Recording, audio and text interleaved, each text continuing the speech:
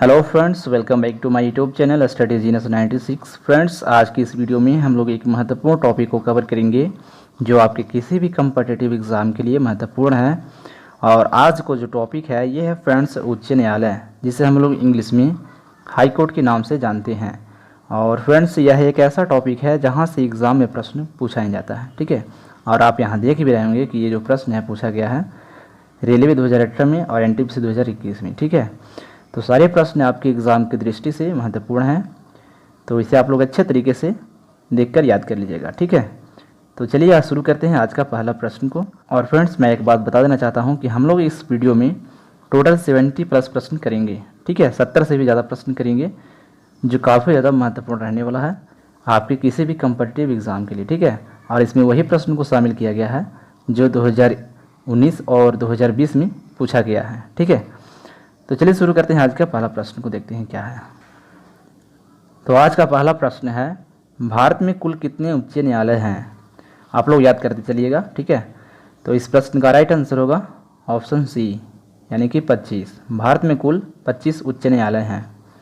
अगला प्रश्न करेंगे, देश के 25 उच्च न्यायालयों में न्यायाधीशों की कुल स्वीकृत संख्या कितनी है? तो इस प्रश्न का राइट आंसर होगा ऑप्शन डी, यानी कि 1079, ठीक है। अगला प्रश्न करेंगे, भारत के किस उच्च न्यायालय में न्यायाधीशों की संख्या सबसे कम है? तो इस प्रश्न का राइट आंसर होगा ऑप्शन डी, यानी कि सिक्किम उच्च न्यायालय में। अगला प्रश्न करेंगे, भारत के किस उच्च न्यायालय में न्यायाधीशों की संख्या सबसे अधिक है? ठीक है, तो ये है इलाहाबाद उच्च न्यायालय में। ऑप्शन डी इस प्रश्न का राइट आंसर होगा, इलाहाबाद उच्च न्यायालय में।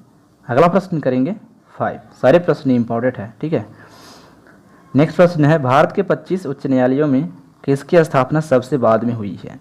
तो इस प्रश्न का राइट आंसर होगा ऑप्शन डी, यानी कि आंध्र प्रदेश उच्च न्यायालय की, ठीक है। अगला प्रश्न करेंगे, बम्बई उच्च न्यायालय, कलकत्ता उच्च न्यायालय तथा मद्रास उच्च न्यायालय की स्थापना एक साथ हुई थी। इन उच्च न्यायालयों की स्थापना किस वर्ष हुई थी? तो इस प्रश्न का राइट आंसर होगा ऑप्शन ई, यानी कि 1862 ईस्वी में, ठीक है। इंपॉर्टेंट है, याद रखिएगा। नेक्स्ट प्रश्न है, किस उच्च न्यायालय की सर्वाधिक अस्थायी या अस्थायी खंडपीठ है? तो इस प्रश्न का राइट आंसर होगा ऑप्शन बी, यानी कि गुवाहाटी उच्च न्यायालय, ठीक है। अगला प्रश्न करेंगे, भारत के किस संघ शासित क्षेत्र का अपना उच्च न्यायालय है? तो इस प्रश्न का राइट आंसर होगा ऑप्शन सी, यानी कि दिल्ली का, ठीक है। नेक्स्ट प्रश्न करेंगे, निम्नलिखित में से किस राज्य का अपना स्वयं का उच्च न्यायालय नहीं है? तो इस प्रश्न का राइट आंसर होगा ऑप्शन डी, यानी कि नागालैंड का, ठीक है। नेक्स्ट प्रश्न करेंगे 10 में बोल रहा है, निम्नलिखित में से कौन सा उच्च न्यायालय एक से अधिक राज्यों का उच्च न्यायालय है? तो ये है गुवाहाटी उच्च न्यायालय। ऑप्शन ए इस प्रश्न का राइट आंसर होगा, और ये प्रश्न एनटीपीसी 2021 में पूछा गया है। अगला प्रश्न करेंगे, पटना उच्च न्यायालय की स्थापना कब हुई? तो इसकी स्थापना हुई थी ये 1916 में हुई थी, यानी कि 1916 ईस्वी में। और ये प्रश्न देखिए बीपीएससी 1994 में पूछा गया है। अगला प्रश्न करेंगे, भारत का सबसे बड़ा उच्च न्यायालय है? तो ये है इलाहाबाद उच्च न्यायालय। ऑप्शन सी इस प्रश्न का राइट आंसर होगा। अगला प्रश्न करेंगे, भारत के किन 2 संघ शासित क्षेत्रों का अपना उच्च न्यायालय है? तो इस प्रश्न का राइट आंसर होगा ऑप्शन बी, यानी कि दिल्ली एवं जम्मू कश्मीर का। नेक्स्ट प्रश्न करेंगे, किन राज्यों में साझा उच्च न्यायालय है? तो ये है महाराष्ट्र व गोवा में। ऑप्शन सी इस प्रश्न का राइट आंसर होगा, और ये प्रश्न देखिए एसीसी 1999 में पूछा गया है, ठीक है। नेक्स्ट प्रश्न करेंगे, भारत में उच्च न्यायालय सर्वप्रथम आरंभ हुआ? तो ये आरंभ हुआ था बम्बई, मद्रास व कलकत्ता में, ठीक है। ऑप्शन ए इस प्रश्न का राइट आंसर होगा।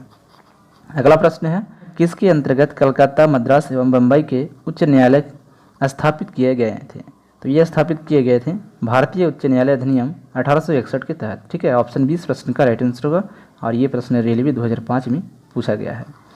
अगला प्रश्न करेंगे 17 में है, गोवा राज्य किस उच्च न्यायालय के क्षेत्राधिकार में आता है? तो ये आता है बम्बई उच्च न्यायालय के क्षेत्राधिकार में। ऑप्शन 20 प्रश्न का राइट आंसर होगा। अगला प्रश्न करेंगे, दादरा नागर हवेली एवं दमन व दीव किस उच्च न्यायालय के क्षेत्राधिकार में आता है? तो ये आता है बम्बई उच्च न्यायालय के क्षेत्राधिकार में, ठीक है। ऑप्शन सी इस प्रश्न का राइट आंसर होगा। अगला प्रश्न करेंगे 19 में बोल रहा है अंडमान व निकोबार द्वीप पर निम्नलिखित उच्च न्यायालयों में से किस एक का क्षेत्राधिकार है। तो इस प्रश्न का राइट आंसर होगा ऑप्शन बी यानी कि कलकत्ता। ठीक है, और ये देखिए यूपी पीसीएस 2015 में पूछा गया है। ठीक है, अगला प्रश्न करेंगे लक्षद्वीप केंद्र शासित प्रदेश किस उच्च न्यायालय के क्षेत्राधिकार के अंतर्गत आता है। तो ऑप्शन डी इस प्रश्न का राइट आंसर होगा केरल उच्च न्यायालय के अंतर्गत। ठीक है, अगला प्रश्न करेंगे नेक्स्ट प्रश्न है 21 छत्तीसगढ़ उच्च न्यायालय कहाँ स्थित है। तो ये स्थित है बिलासपुर में। ऑप्शन बी इस प्रश्न का राइट आंसर होगा। और ये प्रश्न देखिए CDS 2004 में पूछा गया है। नेक्स्ट प्रश्न करेंगे उत्तराखंड उच्च न्यायालय की स्थापना कहाँ की गई है। तो ये की गई थी नैनीताल में। ऑप्शन ए इस प्रश्न का राइट आंसर होगा। नेक्स्ट प्रश्न है झारखंड उच्च न्यायालय की स्थापना कहाँ की गई है। तो ये की गई है रांची में। ठीक है, ऑप्शन सी इस प्रश्न का राइट आंसर होगा। नेक्स्ट प्रश्न करेंगे मध्य प्रदेश उच्च न्यायालय कहाँ स्थित है। तो ये स्थित है जबलपुर में। ठीक है, ऑप्शन डी इस प्रश्न का राइट आंसर होगा। और ये रेलवे 2004 में पूछा गया है। अगला प्रश्न करेंगे 25 में है केरल का उच्च न्यायालय कहाँ स्थित है। तो ये स्थित है ऑप्शन सी इस प्रश्न का राइट आंसर होगा एर्नाकुलम में स्थित है। और ये प्रश्न देखिए रेलवे 2002 में पूछा गया है। ठीक है, अगला प्रश्न करेंगे उड़ीसा राज्य का उच्च न्यायालय कहाँ अवस्थित है। तो ये अवस्थित है कटक में। ठीक है, ऑप्शन बी इस प्रश्न का राइट आंसर होगा। नेक्स्ट क्वेश्चन करेंगे 27 में बोल रहा है सुमेलित कीजिए। तो सूची 1 में है उच्च न्यायालय का नाम और सूची 2 में है मूल स्थान का नाम। ठीक है, तो इस प्रश्न का राइट आंसर होगा ऑप्शन सी यानी कि ए का 4 होगा, बी का 3 होगा, सी का 2 होगा और डी का 1 होगा। तो राजस्थान उच्च न्यायालय जो स्थित है ये स्थित है जोधपुर में। ठीक है, ए का 4 होगा। ठीक है, और उड़ीसा उच्च न्यायालय जो स्थित है यह स्थित है कटक में। ठीक है, और गुजरात उच्च न्यायालय जो स्थित है ये अवस्थित है अहमदाबाद में। ठीक है, और केरल उच्च न्यायालय जो अवस्थित है ये अवस्थित है एर्नाकुलम में यानी कि डी का 1 होगा। तो इस प्रश्न का राइट आंसर होगा ऑप्शन सी। ठीक है, इंपॉर्टेंट है, याद रखिएगा। अगला प्रश्न करेंगे 28 में है 2 या अधिक राज्यों के लिए एक उच्च न्यायालय की स्थापना किसके द्वारा की जा सकती है। तो ये की जा सकती है संसद द्वारा पारित एक कानून द्वारा। ऑप्शन ए इस प्रश्न का राइट आंसर होगा। और ये प्रश्न देखिए रेलवे 2005 और एनडीए 2020 में पूछा गया है। अगला प्रश्न करेंगे 29 उच्च न्यायालय के क्षेत्राधिकार को घटाने या बढ़ाने का अधिकार किसे है। तो ये जो अधिकार है ये है संसद को। ठीक है, ऑप्शन बी इस प्रश्न का राइट आंसर होगा। नेक्स्ट क्वेश्चन करेंगे उच्च न्यायालय के न्यायाधीशों की नियुक्ति कौन करता है। तो ये करता है राष्ट्रपति। ठीक है, प्रेसिडेंट। ऑप्शन ए इस प्रश्न का राइट आंसर होगा। और ये प्रश्न ASC 2013 में पूछा जा चुका है। ठीक है, अगला प्रश्न करेंगे 31 में बोल रहा है उच्च न्यायालय के न्यायाधीशों की नियुक्ति के लिए राष्ट्रपति निम्न में से किससे परामर्श करता है। तो इस प्रश्न का राइट आंसर होगा ऑप्शन डी यानी कि उपयुक्त सभी से परामर्श करता है यानी कि सर्वोच्च न्यायालय का मुख्य न्यायाधीश से, संबंधित राज्य के उच्च न्यायालय के मुख्य न्यायाधीश से और संबंधित राज्य के राज्यपाल से। ठीक है, और ये प्रश्न देखिए रिपीट हुआ एग्जाम में। अगला प्रश्न करेंगे 32 में बोल रहा है उच्च न्यायालय में बकाया कार्य को निपटाने के लिए राष्ट्रपति या पर न्यायाधीश की नियुक्ति अधिक से अधिक कितने समय के लिए कर सकता है। तो इस प्रश्न का राइट आंसर होगा ऑप्शन सी यानी कि 2 वर्ष के लिए। ठीक है, अगला प्रश्न करेंगे 33 में है उच्च न्यायालय में न्यायाधीश के पद पर नियुक्त होने के लिए क्या अर्हता होनी चाहिए। तो इस प्रश्न का राइट आंसर होगा ऑप्शन डी यानी कि उपयुक्त सभी। ठीक है, अगला प्रश्न करेंगे 34 में है उच्च न्यायालय के न्यायाधीशों का। तो इस प्रश्न का राइट आंसर होगा ऑप्शन सी राष्ट्रपति के द्वारा नियुक्ति होती है। ठीक है, अगला प्रश्न करेंगे उच्च न्यायालय का न्यायाधीश किसके समक्ष अपने पद और गोपनीयता की शपथ लेता है। तो इस प्रश्न का राइट आंसर होगा ऑप्शन सी यानी कि राज्यपाल। ठीक है, अगला प्रश्न करेंगे 36 में है उच्च न्यायालय का न्यायाधीश अपना त्यागपत्र किसको देता है। तो ये देते हैं राष्ट्रपति को। ठीक है, ऑप्शन ए इस प्रश्न का राइट आंसर होगा। अगला प्रश्न करेंगे उच्च न्यायालय के न्यायाधीशों के आचरण पर बहस कहाँ की जा सकती है। तो ये की जा सकती है, इनमें से कहीं नहीं। ठीक है, ऑप्शन डी इस प्रश्न का राइट आंसर होगा। और ये देखिए रेलवे 2003 में पूछा गया है। अगला प्रश्न करेंगे 38 में है, किसी न्यायाधीश को एक उच्च न्यायालय से दूसरे में स्थानांतरित करने का अधिकार निम्नलिखित में से किसको है? तो ये जो अधिकार है ये है भारत के राष्ट्रपति को। ऑप्शन बी इस प्रश्न का राइट आंसर होगा। और ये प्रश्न एसीसी 2002 और 2004 में पूछा जा चुका है। अगला प्रश्न करेंगे 39 में है, उच्च न्यायालय के न्यायाधीश को कौन हटा सकता है? तो इन्हें हटा सकता है विशेष बहुमत से पारित संसद के प्रस्ताव पर राष्ट्रपति। ठीक है, ऑप्शन ए इस प्रश्न का राइट आंसर होगा। अगला प्रश्न करेंगे, उच्च न्यायालय के न्यायाधीशों को उसके पद से केवल किन प्रमाणित आधारों पर हटाया जा सकता है? तो ये हटाया जा सकता है उपयुक्त दोनों से, यानी कि कदाचार करने पर और असमर्थता पर। ठीक है, तो ऑप्शन सी इस प्रश्न का राइट आंसर होगा। अगला प्रश्न करेंगे 41 में है, उच्च न्यायालय के न्यायाधीशों की सेवानिवृत्ति की अधिकतम उम्र सीमा क्या है? तो ये है 62 वर्ष, यानी कि 62 वर्ष। ठीक है, और ये रेलवे 2006 में पूछा जा चुका है। अगला प्रश्न करेंगे 42 में है, उच्च न्यायालय के मुख्य न्यायाधीश तथा अन्य न्यायाधीश को प्रति माह क्रमशः कितना वेतन मिलता है? तो इनको जो वेतन मिलता है ये मिलता है 2,50,000 से 2,25,000 तक। ठीक है, ऑप्शन डी इस प्रश्न का राइट आंसर होगा 42 का। अगला प्रश्न करेंगे 43 में है, किसी राज्य के उच्च न्यायालय के न्यायाधीशों के वेतन तथा भत्ते निम्नलिखित में से कौन सी निधि पर भारित होते हैं? तो इस प्रश्न का राइट आंसर होगा ऑप्शन डी, यानी कि संबंधित राज्य की संचित निधि से। ठीक है, और ये प्रश्न देखिए यूपीएससी 2000 में और 2002 में पूछा गया है और सीडीएस 2006 में पूछा गया है। ठीक है, अगला प्रश्न करेंगे 44 में है, उच्च न्यायालय के मुख्य न्यायमूर्ति और अन्य न्यायाधीश कितनी आयु तक पद पर बने रहते हैं? तो ये बने रहते हैं 62 वर्ष तक, यानी कि 62 वर्ष तक। ठीक है, अगला प्रश्न करेंगे, उच्च न्यायालय के किसी न्यायाधीश की आयु के बारे में उत्पन्न किसी प्रश्न का विनिश्चित कौन करता है? तो ये करता है सर्वोच्च न्यायालय के मुख्य न्यायाधीश के परामर्श से राष्ट्रपति। ऑप्शन डी इस प्रश्न का राइट आंसर होगा। ठीक है, नेक्स्ट प्रश्न करेंगे 46। अगला प्रश्न करेंगे 46, इसमें बोल रहा है, उच्च न्यायालय के न्यायाधीश पद पर नियुक्त होने वाली प्रथम महिला कौन है? तो 46 का जो करेक्ट आंसर होगा ये होगा ऑप्शन ई, यानी कि अन्ना चंडी। ठीक है, अगला प्रश्न करेंगे 47, भारत में उच्च न्यायालय के मुख्य न्यायाधीश बनने वाली पहली महिला कौन है? तो ये है लीला सेठ। ठीक है, मोस्ट इंपॉर्टेंट क्वेश्चन है और ये प्रश्न एसीसी 2019 में पूछा गया है। ठीक है, अगला प्रश्न करेंगे 48 में है, उच्च न्यायालय में मुख्य न्यायाधीश के अतिरिक्त कुल कितने न्यायाधीशों का प्रावधान संविधान में है?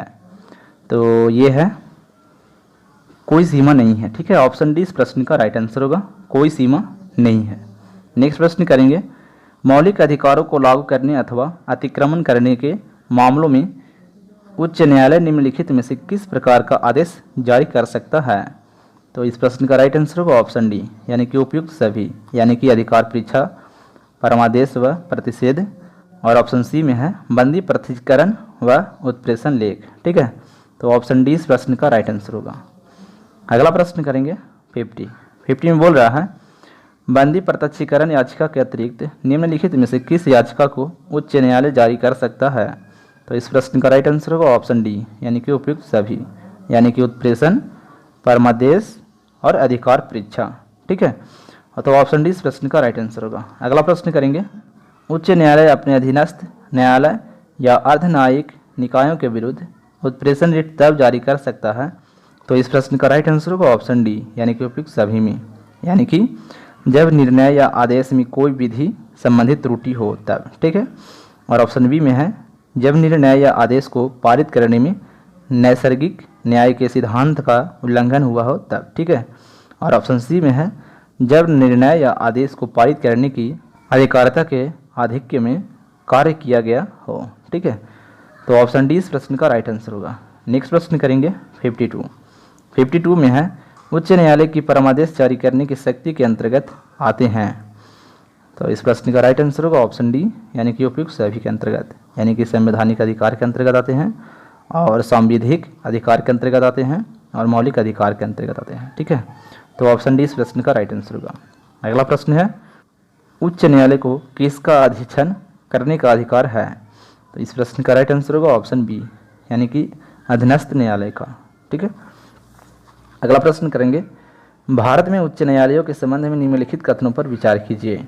और यहाँ पे लिखा हुआ है, इनमें से कौन सा कथन सही है उसे चुनना है। ठीक है, तो इस प्रश्न का राइट आंसर होगा ऑप्शन सी, यानी कि नंबर 1 और नंबर 4 जो है ये सही है। यानी कि देश में 25 उच्च न्यायालय हैं। ठीक है, ये सही है।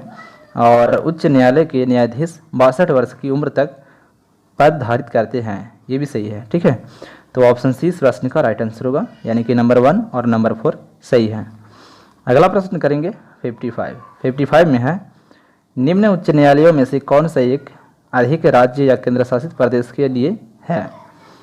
तो इस प्रश्न का राइट आंसर होगा ऑप्शन बी, यानी कि गुवाहाटी। ठीक है, और ये भी PSC 1992 में पूछा जा चुका है। अगला प्रश्न करेंगे 56, इसमें बोल रहा है, निम्न में से कौन सा कथन उच्च न्यायालय के सेवानिवृत्ति जज के विषय में सही है? तो इस प्रश्न का राइट आंसर होगा ऑप्शन ए, वह सर्वोच्च न्यायालय में वकालत कर सकता है। ठीक है, अगला प्रश्न है, सबसे पहले किस उच्च न्यायालय ने घोषणा की थी कि बंद असंवैधानिक है? तो इस प्रश्न का राइट आंसर होगा ऑप्शन सी, यानी कि केरल उच्च न्यायालय ने। ठीक है, और ये प्रश्न 2013 में पूछा गया है।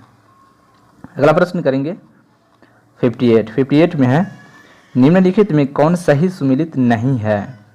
तो इस प्रश्न का राइट आंसर होगा ऑप्शन बी, मध्य प्रदेश उच्च न्यायालय भोपाल। ये जो है ये संबंधित नहीं है। बाकी कर्नाटक उच्च न्यायालय जो है ये बेंगलुरु में है, राजस्थान उच्च न्यायालय जो है ये जोधपुर में है, और केरल उच्च न्यायालय जो है ये एर्नाकुलम में है। ठीक है, ये सभी जो है मुख्य खंडपीठ है। ठीक है, तो ऑप्शन बी इस प्रश्न का राइट आंसर होगा, जो सुमेलित नहीं है। अगला प्रश्न करेंगे 59 में है, उच्च न्यायालय के न्यायाधीशों के वेतन में कब कमी की जा सकती है? तो इस प्रश्न का राइट आंसर होगा ऑप्शन बी, वित्तीय आपातकाल में। ठीक है, अगला प्रश्न करेंगे 60 में है, बम्बई उच्च न्यायालय के क्षेत्राधिकार के अंतर्गत कौन से राज्य या केंद्र शासित प्रदेश आते हैं? यहाँ पे कोट है, इसी में से हम लोग को आंसर का चयन करना है। ठीक है, तो 60 का राइट आंसर होगा ऑप्शन डी, 1, 2 एवं 3। ठीक है, यानी कि महाराष्ट्र, गोवा और दादर नागर हवेली एवं दमन दीव, यानी कि सभी सही है। ठीक है, तो ऑप्शन डी इस प्रश्न का राइट आंसर होगा। अगला प्रश्न करेंगे, एक उच्च न्यायालय का न्यायाधीश अपना त्याग पत्र संबोधित करता है? तो ये संबोधित करता है राष्ट्रपति को। ऑप्शन ए इस प्रश्न का राइट आंसर होगा।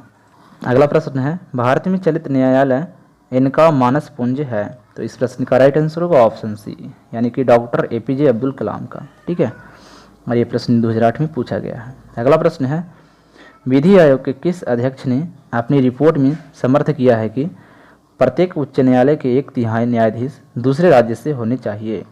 तो इस प्रश्न का राइट आंसर होगा ऑप्शन सी, न्यायाधीश HR खन्ना। ठीक है, और ये जो प्रश्न है ये पूछा गया है JPSC 2013 में, यानी कि झारखंड पुलिस में। ठीक है, अगला प्रश्न करेंगे 64 में है, भारत के कितने उच्च न्यायालय की अधिकारिता में एक से अधिक राज्य हैं? यानी कि संघ राज्य क्षेत्र शामिल नहीं है। ठीक है, तो 64 का राइट आंसर होगा ऑप्शन सी, यानी कि 3। ठीक है, अगला प्रश्न करेंगे, निम्नलिखित कथनों पर विचार कीजिए और उपयुक्त कथनों में से कौन सही है उसे हम लोग को चयन करना है। ठीक है, तो 65 का जो करेक्ट आंसर होगा ये ऑप्शन ए वाला होगा। ठीक है, केवल 1, यानी कि भारत में उच्च न्यायालय के न्यायाधीश को हटाने के लिए रीति उच्चतम न्यायालय के न्यायाधीश को हटाने की रीति के समान है। ठीक है, ये सही है। तो इस प्रश्न का राइट आंसर होगा ऑप्शन ए। अगला प्रश्न करेंगे 66, नीचे 2 वक्तव्य दिए गए हैं, एक को कथन ए तथा दूसरे को कथन आर कहा गया है। इन दोनों वक्तव्यों का उत्तर नीचे दिए गए कोट्स की सहायता से चुनिए। ठीक है, तो कथन ए में बोल रहा है, भारत में प्रत्येक राज्य के राज्य क्षेत्र में एक उच्च न्यायालय विद्यमान है।